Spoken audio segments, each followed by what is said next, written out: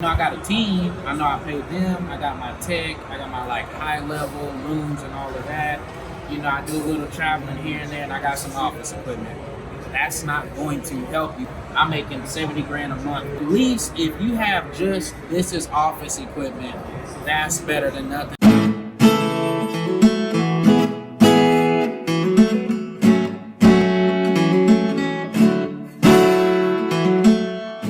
All right, what's up, you beautiful motherfuckers? As you can see, we are hanging out in Paradise, not in Paris, but that would be cool too.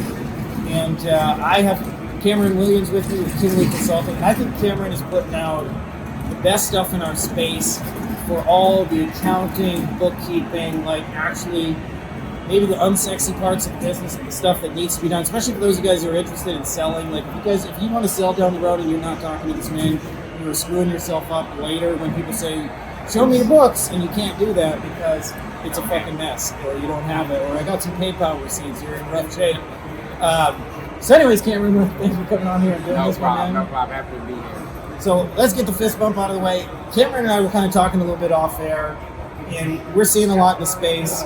People who are starting to get traction, they're getting 20K, 50K, 80K a month, and yet, at the end of the day, you, the owner, ain't seeing anything left over where you're going, I don't know where it all goes. So I wonder if you could just kind of enlighten folks, like, how you're seeing that and, like, kind of where that really comes from. All right, cool. Yeah. First off, it's a pleasure to be here. We've talked before. He's been on our podcast. So, small world. We're in the same place. So we're like, let's link up. So, let's answer. We want to answer as many things as we can while we're here. So, this is one of those things that have been very frequent where people are like, well, Cameron, I'm making 70 grand a month, which, to be fair, is great and awesome. I think that's something worth celebrating. But then the next question comes, well, I don't understand. I don't know why I don't have money, or I had to take out a merchant loan, or I just got this SBA loan, or this loan from my granddad or my dad, or whatever Guilty, the case. by the way. When the court's been all the things they say are guilty of, just so you know. Right, and so it's not a bad thing, but the problem is you don't know why you're bleeding. It's just, I just looked up and I got this big old piece of blood on my shirt. And a lot of times, and it can come from multiple things, right? So a lot of it is, and these are multiple. So you may have one of these, you may have multiple. Yeah, can I just say that usually, like, when you got a complex issue, it's never just one thing. It's often like 2, 3 things, 4 things kind of overlapping at the same time. Which is what we find. And so to his point, all right, so part one, it could be you don't have a budget. And what do I mean by budget? I don't mean like, I made this much and this is what I spent. I mean a projection set, a financial roadmap. So for example, with our clients can tell you right now, all of them that are at our middle and highest packages, hey, not only do I have January through June already in the actuals, but then everybody has July to the end of the year. So we know when how every so often if you're on salary, there's a month that has 3 weeks, so you had to run 3 payrolls instead of your normal 2. Like, we have that mapped out, but a lot of these people don't. So, I don't really know what I'm spending. I know I got a team. I know I pay them. I got my tech. I got my, like, high-level rooms and all of that. I do a little traveling here and there, and I got some office equipment. That's not going to help you because you're really just spending money and you don't know where or why. Yeah, and the age-old, if you're not measuring it, then forget how it goes. What gets measured gets... I don't know. Yeah, I forget. Basically, if you're not tracking it, you have no idea where your money is going. So that's the first one. Second one, which is one of the more popular ones, is what gets measured gets improved. That's it. Okay, which is true because we measure it. I can tell you, these people don't have that written or in a set of financials or something. So the second way is they'll have credit cards. And of course, we know as business owners, we can find a way to get, this Amex and this Chase credit card. And what do? Well, if my limit was 20, well, hey, let me get 30. Because you remember, you keep making money. Last year, you were only making 30 grand. This year, you're making 70. So you just fill out that application, they're going to increase the limit. Okay, now you got a 50 grand balance on this one, a 30 on this one, and a 20 on this one. Well, where's your cash go? What we don't understand is because we don't have that profit and loss statement, aka revenue, the 70 grand in this case. Let's use these numbers.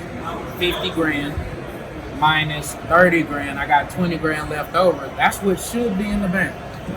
But what happens is, I got to pay off all these credit cards. That may be 5 grand. Then it's like, so that's the second way. The third way may be loans. Well, there's these things called merchant loans, aka you know those things that like Stripe or your payment processor gives to you. Well, what makes those worse is that every time you get paid, they take theirs off the top. So it's not like a traditional loan where every month you pay me X number. No, every single time you get paid, whether that's 100, 1,000, 5 grand, 10 grand, they take 10, 11, 12, 13% off the top. Then there's their regular merchant fee, and then you get your money left over. Double dip, ain't that some shit? But it's super easy for you to get though because hey, you know it's cool. We know how much money you make. We can approve you. Everybody always thinks it's just a short-term stopgap kind of thing. And you're like, all right, cool. Yes, 20 grand. It's 20 grand that they're taking 12 grand or 12% out of every time. So there's that one. Then one of my new favorites. Photo bombers thing. Yeah. We're at a conference. It's real here. Come on in. Then one of our new ones. All right, here we go. We got somebody dropping in. Yo, you gotta lean over. We gotta angle frame. There we go. Nice.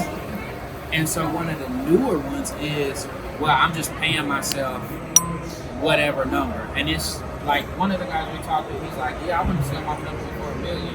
And then he starts talking through and he's like, yeah, I pay myself 30 grand a month. And I'm like, because I'm a big, like, we couldn't be here if we don't pay ourselves some money, right? But do you really need 30 grand per month?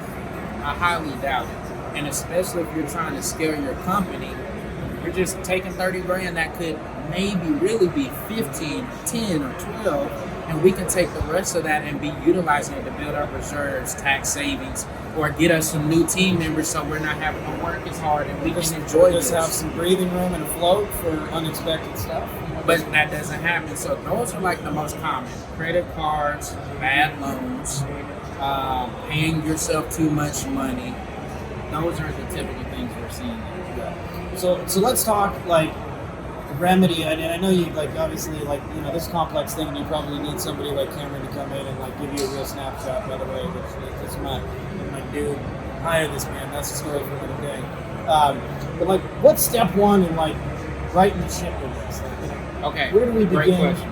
So very first step, right? So you have groups like Frankie's where you should be getting a ton of value. Even he can tell you, hey, do you even have your numbers somewhere?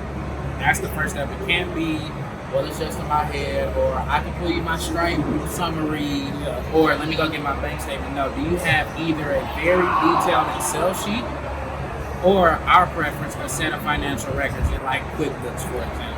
If you have that, then at least I have somewhere to start to even be able to look at and say, okay, I see where the problem is. That's the first thing.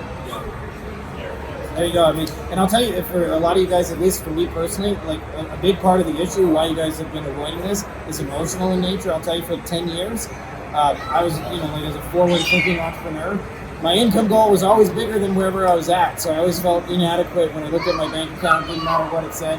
So I just resolved all that by just, you know, sticking my head in the sand and trying not to look. And let me tell you, like, and I get that, right? Some of us are numbers people, some of us are not.